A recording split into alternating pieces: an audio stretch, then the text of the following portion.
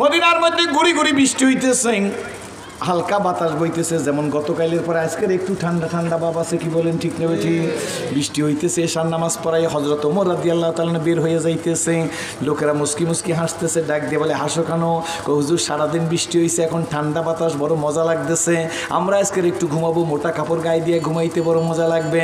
হযরত ওমর বলে তোমরা ঘুমাইতে পারবা, আমি ঘুমাইতে পারবো না। ইয়ামানা চান্দে রোজে মজদেমাত দার হাকিকাত মালিকে হার শাইখদাস, আমার তো জিম্মাদারি আছে, কি বলেন ঠিক না?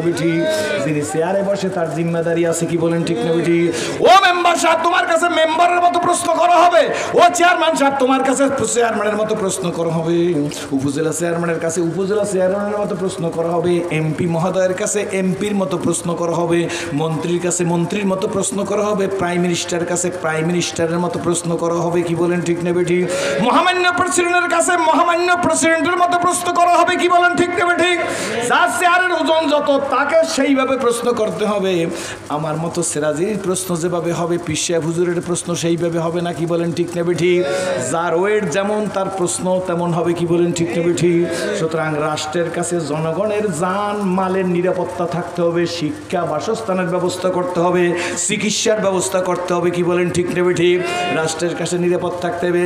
হযরত ওমর রাদিয়াল্লাহু তাআলা ডাক দিয়ে বলে তোমরা ঘুমাও, আমার ঘুম নাই চোখে। আল্লাহু আকবার। যেই মুহূর্তে হযরত ওমর রাদিয়াল্লাহু তাআলা মসজিদে নববীতে ইমামতি করে বের হইতেছে, ওই সময় হযরত ওমরের জামার মধ্যে 18টা তালি। কয়টা? রাষ্ট্রপ্রধানের জামার মধ্যে 18টা তালি। আর আমার মনে আছে স্পষ্ট, কয়েক বছর আগে মানব জমিনের মধ্যে পাইছি এক মন্ত্রীর বাসায় 600 জোড়া জুতা। মানুষ কয়জন? একটু জোরে বললেন। জুতা কয় জোড়া? 450টা টি শার্ট, 450 পিস। তাগদারে হযরত ওমরের জীবনী বলাইলে তো পাগলের প্লাব মনে হবে, কি বলেন ঠিক না? গরবা মিরো সাগুজিরো মুর্শেরা দাওয়া কোনাত, গরবা মিরো সাগুজিরো মুর্শেরা দাওয়া কোনাত, এই সোনিয়ার কানে দৌলত মুলকেরা বয়রা কোনাত। হযরত ওমরের ডানে পাহারা নাই, বামে পাহারা নাই, সামনে পাহারা নাই, পিছে পাহারা নাই। হযরত ওমর গভীর রাতে সব মানুষ গিয়া ঘুমায়, হযরত ওমর নিজেরও ঠান্ডা লাগতেছে, পাতলা জামার উপর একটা সালার শর্ট গায়ে দিছে, অর্ধ দুনিয়ার খলিফা। টোকাই নামাজ না, ইসলামী বিশ্বকোষ থেকে প্রমাণিত, জোরে কোন সুবহানাল্লাহ। হযরত ওমর রাদিয়াল্লাহু তাআলা ঘুরতে ঘুরতে মদিনা মানেই তো শহর, মদিনার বাইরে গ্রাম অঞ্চলে চলে গেছে। আল্লাহু আকবার। গ্রাম অঞ্চলে গেছে, রাত্র 2:30 2:30 বাজে। হঠাৎ করিয়া শোনে কান্নার আওয়াজ, একটু টিপ টিপ টিপ টিপ করে বাতি জ্বলতেছে। হযরত ওমর বলে কোনো দুর্নীতিবাজের বাড়ি নাকি, বুঝলাম না। ছোট্ট ছোট্ট পা দিয়া হযরত ওমর রাদিয়াল্লাহু তাআলা সামনের দিকে চলে গেছে। আমার দিকে তাকাই থাকেন। আমার হযরত ওমর রাদিয়াল্লাহু তাআলা গিয়া 3 রাস্তার মোড়ে একটা বাড়ির সামনে দাঁড়াইছে। বাড়ির সামনে দাঁড়াই হযরত ওমর রাদিয়াল্লাহু তাআলা ডাক দিল, এই বাড়ির মালিক কে গো? এই বাড়ির মালিক কে? গভীর রাতে জিজ্ঞেস করতেছে। 2-3টা ডাক দিছে, কোনো খবর নাই। আবার ডাক দিছে বাড়ির মালিককে। বাড়ির ভিতর থেকে একজন মহিলার কণ্ঠ ভেসে আসছে, কে রে? এই গভীর রাত্রে এই বাড়ির মালিকের প্রয়োজন কার? হযরত ওমর রাদিয়াল্লাহু তাআলা ডাক দিয়ে বলে, আমি একজন মুসাফির, এই বাড়ির থেকে কান্নার আওয়াজ শুনতেছি, বাতি দেখে আমি জিজ্ঞেস করতেছি বাড়িটা কার? মহিলা ডাক দিয়ে বলে, মুসাফির তুমি কোথা থেকে আসছো? কোথায় তোমার বাড়ি? কোথায় তোমার ঘর? জানি না। এই বাড়ি কার? তাই বা তোমার দরকার কি? কয় মা আমার একটু জানার দরকার, ইচ্ছা করে। তখন ডাক দেবে, এই বাড়ি হইল অমুক শহীদের বাড়ি, যে অমুক যুদ্ধে শহীদ হয়ে গেছে, জোরে কোন সুবহানাল্লাহ। কান্নাকাটি করে কে মা? তখন ডাক দিয়ে বলে, শহীদের 3টা ছেলে কান্নাকাটি করতেছে।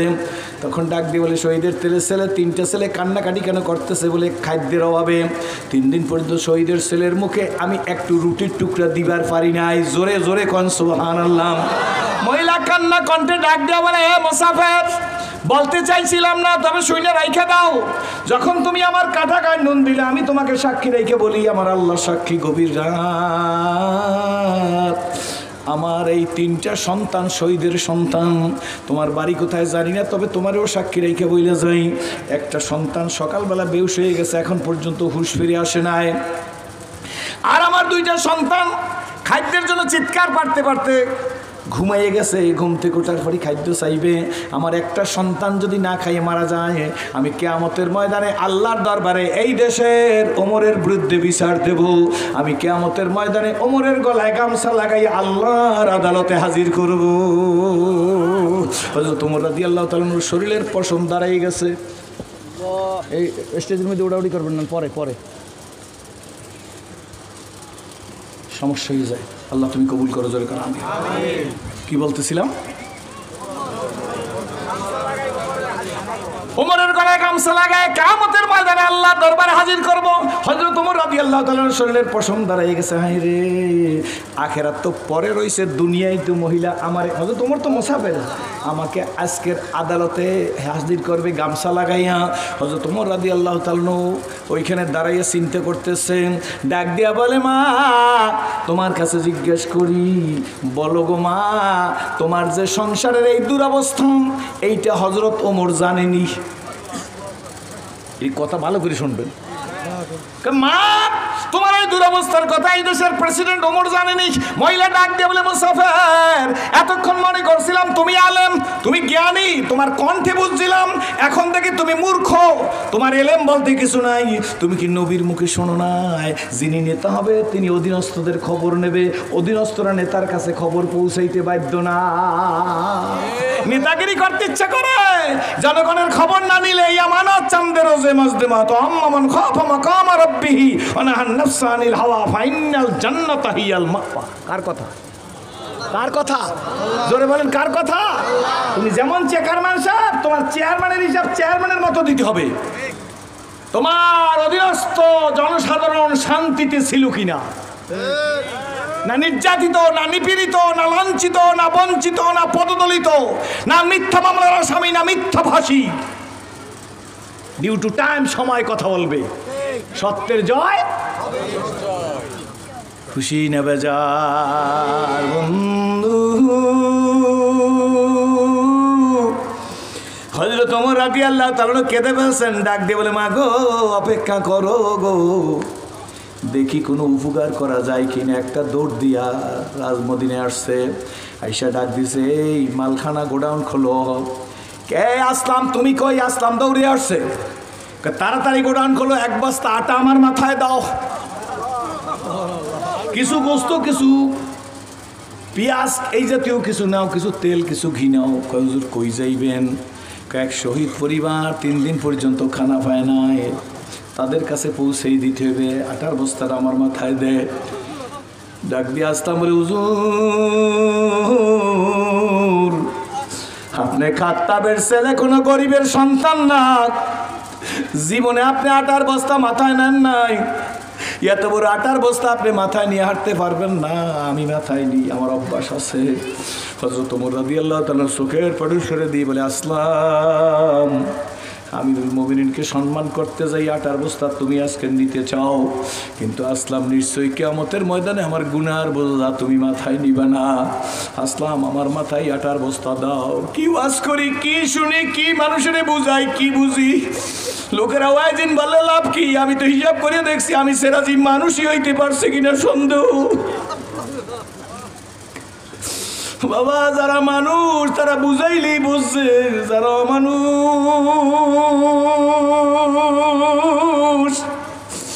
তারা 13 বছর নবীর ওয়াজ শুই না, আবু জেলের মতো মানুষ আবু জেলি রয়ে গেছে। কি বলেন, ঠিক না বেঠিক? আর পারস্য থেকে আইসা সালমান ফার্সি নবীরে খুঁজা পাইয়া গেছে। ওমর রাদিয়াল্লাহু তাআলা ডাক দিয়ে বলে, আটার বস্তা আমার মাথায় দেয়, ইসলামী বিশ্বকোষ স্বীকৃতি দেয়। হযরত ওমর রাদিয়াল্লাহু তাআলার মাথায় যখন আটার বস্তা দিছে, ধনির দুলাল ওমর রাদিয়াল্লাহু হাঁটতে পারে না, ডাইন দিকে হেইলে পরে, বাম দিকে হেইলে পরে, এত বড় আটার বস্তা তাকে দেওয়া হয়েছে। আল্লাহু আকবার। যাইতে যাইতে মহিলার ঘরের কিনারে আটার বস্তা ফলাইয়া ডাক দিছে, মা গো, সিরাজি তোমারও শিক্ষা নেওয়া উচিত, বর্তমান নেতারা তোমাদেরও শিক্ষা নেওয়া উচিত, বিগত নেতারা তোমাদেরও শিক্ষা নেওয়া উচিত, আগত নেতাদেরও শিক্ষা নেওয়া উচিত। ঠিক না ঠিক? জোরে বলেন। আল্লাহর ধরা বড় মারাত্মক ধরা, ইন্না বাতশা রাব্বিকা লাশাদীদ। আল্লাহ যদি ধরে তার চানাচুর বানায়। নেতা হইতে ইচ্ছা করলে আদর্শ শেখো মুহাম্মদ রাসূলুল্লাহ সাল্লাল্লাহু আলাইহি সাল্লামের কাছে। ডিলে করবে, কি বলেন ঠিক, স্থায়ী হবে, কি বলেন ঠিক নেবে ঠিক। 5 বেলা পোলাও কোরমা খাওয়ার পরে 32 বেলা যদি না খাইয়ে থাকে সেই পোলাও কোরমার কোনো দাম নাই, কি বলেন ঠিক নেবে ঠিক। জাজিমের উপর শুইয়া 7 দিন কাটাইয়ে দেওয়ার পরে অনাদিকাল পর্যন্ত যদি কাটার উপর শোয়া লাগে চাই জাজিমের কোনো দাম নাই। সত্য না মিথ্যা জোরে বলেন। নদীর এপার ভাঙে ওপার করে, এই তো নদীর খেলা। সকালবেলার বাসারে তুই ফকির সন্ধ্যাবেলা। বাংলাদেশের ইতিহাস, কি বলেন ঠিক নেবে ঠিক। হযরত ওমর রাদিয়াল্লাহু তাআলা ঘরের কিনারে দাঁড়ায় ডাকছে, মা গো কিছু আটা নিয়ে আসছি, তেল নিয়ে আসছি, ঘি নিয়ে আসছি, গোস্ত নিয়ে আসছি, মা গো কিছু হান্ডি বান্ডি ঘরের মধ্যে থাকলে দাও। অর্ধ দুনিয়ার খলিফা নিজের হাতে চুলা বানাইয়া হান্ডি বান্ডির মধ্যে আস্তে করি আটার খামিরা বানাইয়া সাথীদের ডাক দিয়ে বলে গোস্তের কাবাব করো, আমি রুটি ভাজি। অর্ধ দুনিয়ার খলিফা রুটি ভাইজাম চকির ঘরের নিচ দিয়া দিছে, মা তোমার সন্তানদের এই গোস্ত আর কাবাব খাওয়াও।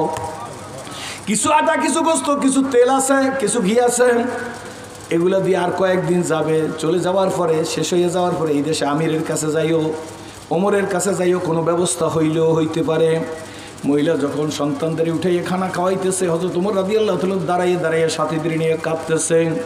সাথীরা ডাক দিয়ে বলে, আমিরুল মুমিনিন রাত্র প্রায় শেষ হইয়া যাইতেছে, এই মুহূর্তে আপনি দাঁড়াই আছেন, ফজরের নামাজের ইমামতি কি করাইবেন না? মদিনাতে আজান হয়ে গেছে। ওমর রাদিয়াল্লাহু তাআলা কাঁদে আর ডাক দিয়ে বলে, হ্যাঁ সাথীরা শোন, নামাজের ইমামতি আমিই করাবো, কিন্তু যেইখানে দাঁড়াই আমি শিশুদের আর্তনাদ শুনছি, আর্তনাদ বলে ওই চিৎকারকে, যেই চিৎকার শুনে অন্যের চোখেও পানি আইসা যায়। হযরত ওমর রাদিয়াল্লাহু তাআলা ডাক দিয়ে বলে, যেখানে দাঁড়াইয়া চিৎকার শুনছি বাচ্চাদের কান্না, সেইখানে আমি দাঁড়াই একটু হাসি দেইখা তারপরে মদিনায় যাব। এই কথা বলিয়া দাঁড়াই আছে। এমন সময় সন্তানেরা রুটি আর কাবাব গোস্ত ভুনা খাইতেছে। একটা সন্তান ডাক দিয়ে বলে, মা জীবনে অনেক রুটি খেয়েছি, পরোটা খাইছি, গোস্তের কাবাব খাইছি, কিন্তু মাগো আজকের এই রুটি গোস্ত কে দিয়া গেল? এত মটার মজার রুটি কোনোদিন খাই নাই।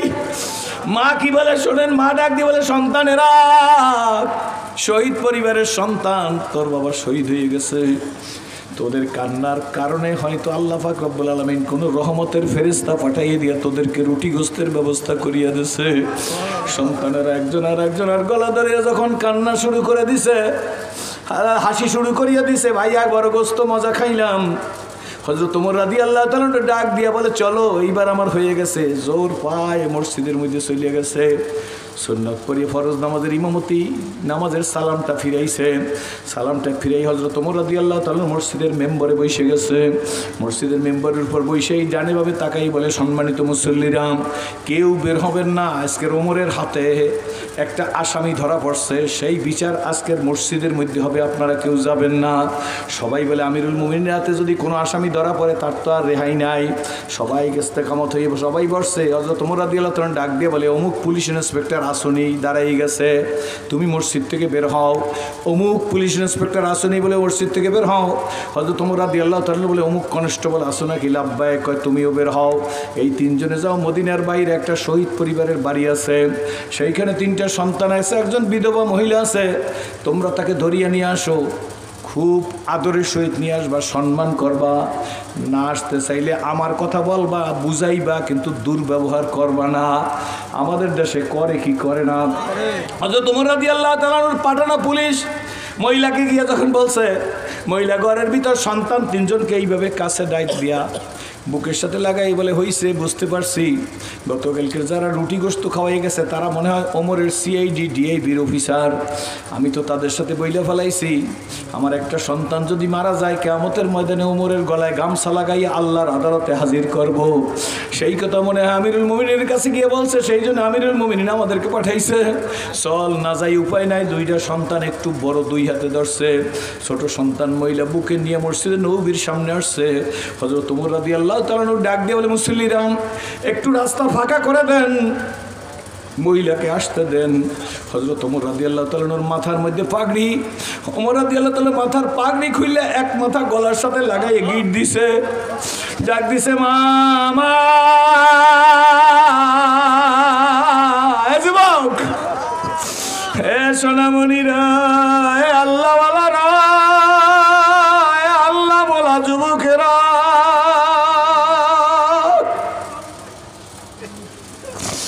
কপাল যদি ভালো হয় অল্প ঔষধ বড় বড় রোগও ভালো হইয়া যায়।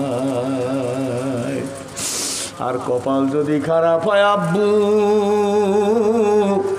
ভেলোর মাদ্রাস সিঙ্গাপুর নিয়ে গেল, লাশ হইয়া বাড়ি ঢোকে। কি বলেন ঠিক না বেঠি? হযরত ওমর রাদিয়াল্লাহু তাআলা সামনে মহিলা আসতেছে, আর তাকায় দেখে হাউমাউ করে মহিলা কাঁদে আর কয়, বুঝেছি গতকালকের নতুন চুলার মধ্যে মুখ লাগাই একটা লোককে ফুঁক দিতে দেখছি, তার চেহারা দেখা যায় না, তার ঘন দাড়ির ফাঁক দিয়া ধরতে দেখছি, যে দাড়ির কাটিং দেখছি তাতে দেখা যায় এই লুকি। তাইলে হযরত ওমরই মনে হয় গতকালকের আমার বাড়িতে গেছিল, রুটি ভাইজা খাওয়াইছে, আজকের তো আমার রেহাই নাই, হাঁটতে পারে না। ওমর রাদিয়াল্লাহু তাআলা ডাক দিছে, আয় মা, এই রশি নে, ওমরের গলায় এক পাতা লাগানো আছে, আর এক পাতা নিয়ে মদিনার অলিতে গলিতে টান। বাম হাত দিয়ে একটা খেজুরের কাঁচার ডগা ধরিয়া কয়, এইটা দিয়ে ওমরের পিঠের উপর টাস টাস করিয়া বাড়ি দে।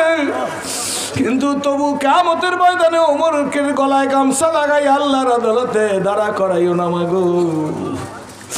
মহিলা দূর থেকে ডাক দিয়ে বলে, আমিরুল মুমিনিন,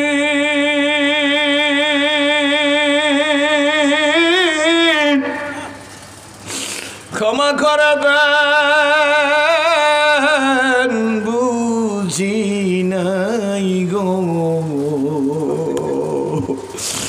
আপনাকে চিনতে পারি না। আমিরুল মুমিনিন, আপনার উপর আমার কোনো দাবি নাই, আমি আর দুনিয়ায় আপনার মামলা দায়ের করবো না, আখিরাতেও আমার আপনার বিরুদ্ধে কোনো মামলা দায়ের করবো না।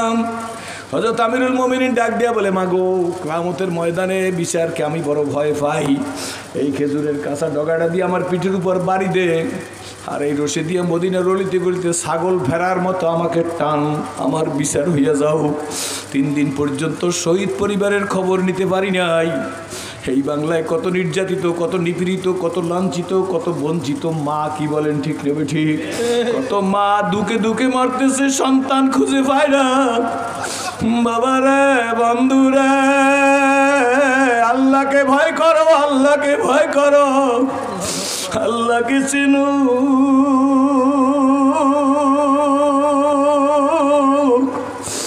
সেরাজি, তুমিও চেনো, শাসক গোষ্ঠী তোমরাও চেনো, সময় কিন্তু বেশি নাই,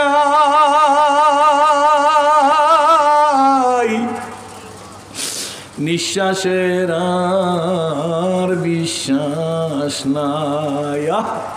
তোমার সন্তানের জন্য যেমন তোমার দরদ, আমার সন্তানের জন্য আমার কিন্তু সেইভাবে দরদ আছে। কি বলেন ঠিক নেবে ঠিক? আরে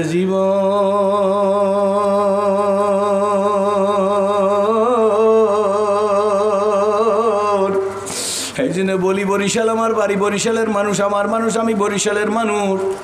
বাবা মালিক চেনেন, মালিক চেনেন, মালিকের রশি গলায় লাগা। আল্লাহর কাছে বলেন, আল্লাহ কুকুর হইয়া মালিক চেনছে, বিড়াল হইয়া মালিক চেনছে, আল্লাহ চেনে কি চেনে না? জোরে কর। আপনার বাড়ির কুকুর আপনার বাড়ির ফ্যান খায়, আপনার বাড়ির কুকুর আপনার বাড়ির ভাতের মার খায়, আপনার বাড়ির কুকুর আপনার মাছের কাটা খায়, আপনার বাড়ির কুকুর আপনার গোস্তের হাড্ডি খায়। ঠিক নেবে ঠিক?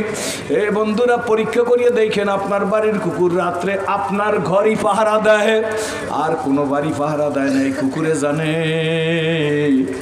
আমি ইঞ্জিনিয়ার সাহেবের ঘরের বাড়ির কুকুর, আমি তার গোস্তের কাটা মাছের হাড্ডি খাই। আমি আর সেরাজি সাহেবের বাড়ি পাহারা দেওয়ার জন্য ইঞ্জিনিয়ার সাহেব আমাকে মাছের কাটা গোস্তের হাড্ডি খাওয়ায় না। যিনি সিরাজি সাহেবের গোস্তের হাড্ডি খায়, সেই কুকুর সিরাজি সাহেবের বাড়ি পাহারা দেখি। বলেন ঠিক নেবে ঠিক? এ প্রিয় ভাইরা, বন্ধুরা, স্কুল কলেজ মাদ্রাসা ইউনিভার্সিটির ছাত্ররা, রিক্সাওয়ালা ভ্যানওয়ালা বন্ধু, অন্য ধর্ম অবলম্বনী ভাইরা, আল্লাহর কাছে বলেন, মালিক তোমাকে চেনার মতো তৌফিক দান করো। জোরে বলেন আল্লাহুম্মা আমিন। আল্লাহ তুমি আমাদেরকে তোমাকে চেনার মতো তৌফিক দান করো। হযরত ওমর রাদিয়াল্লাহু তাআলা এই কথা বলার পরে ডাক দিয়া মহিলা পড়ে গেছে হযরত ওমর রাদিয়াল্লাহু তাআলার সামনে। হযরত ওমর রাদিয়াল্লাহু তাআলা ডাক দিয়ে বলে, সম্মানিত মুসল্লিরা, আমার আর বেশি সময় নাই, আমি আপনাদের কাছে বলতেছি আমার উপস্থিতিতে আপনারা আর একজন খলিফা নিযুক্ত করিয়ে নেন।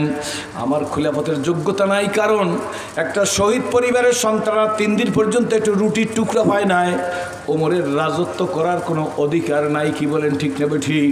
আলেম ওলামারা এই দেশে মাহফিল করতে পারে না, তাফসির করতে পারে না, ছাগলের মতো ঘুরাও, যারা ঘুরাইছে তাদের ক্ষমতায় থাকার অধিকার নাই। কি বলেন ঠিক না ঠিক? আছে, জোরে করে আছে, হাত জায়গায় বলেন, হাত জায়গায় বলেন, হাত জায়গায় বলেন, থাকার অধিকার নাই। আল্লাহ একবার, যাদের ত্যাগে দেশ পেলাম, আমার উপর রাগ হইয়েন না, আমি কারো পক্ষে কারো বিপক্ষে কথা বলতে চাই না। আমি তো আগে বলি to the pure all things are pure, নিজে ভালো হও, নিজে ভালো হও, নিজে ভালো হও।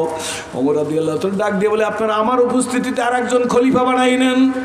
আমার রাজত্বের মধ্যে 3 দিন পর্যন্ত শহীদ পরিবারের সন্তান না খাইয়ে রইছে, আমার ক্ষমতায় থাকার অধিকার নাই, আমার উপস্থিতি খলিফা বানাই নেন। এমন সময় মসজিদ নববীর মধ্যে একজন মুসল্লি দাঁড়িয়ে গেছে, তরবারি শাহ করিয়া বের করছে, তরবারিটা জায়গায় বলে, ওমর দ্বিতীয়বার আর এই কথা বলবেন না। এতদিন পর্যন্ত বুঝি নাই আল্লাহর নবী কেন বলছিল আমার পরে কোনো নবী আসবে না, আমি মুহাম্মদুর রাসূলুল্লাহর পরে আর কোনো নবী আসবে না। যদি আমার পরে আল্লাহর কাউকে নবী বানাইতো, লাকানা ওমর, ওমরকে নবী বানাইতো। জোরে কোন সুবহানাল্লাহ। আল্লাহর নবী কেন বলছে বুঝি নাই, যে আমি মুহাম্মদুর রাসূলুল্লাহর পরে আর কোনো নবী আসবে না, যদি আমার পরে আল্লাহ কাউকে নবী বানাইতো তাহলে ওমরকে নবী বানাইতো। আজকের বুঝে এসে গেছে, আপনার মতো শাসক থাকতে আপনি যদি বলেন ক্ষমতা ছাড়বো, আপনি ছাড়তে পারবেন না। ওমরের শরীরে যতদিন রূহ থাকবে ততদিন পর্যন্ত ওমর ক্ষমতা ছাড়তে পারবে না। এই আদর্শ, এই শিক্ষা ইসলামের কাজ ছাড়া কোথাও পাওয়া যায় না। কি বলেন ঠিক নেবে ঠিক? সুতরাং আমার ভাইরা, আমার বন্ধুরা, আমার বাবাজিরা, আল্লাহর কাছে দোয়া করেন, আল্লাহ এমন জীবন আমি করিব গঠন, মরিলে হাসিবে তুমি, কাঁদিবে ভুবন।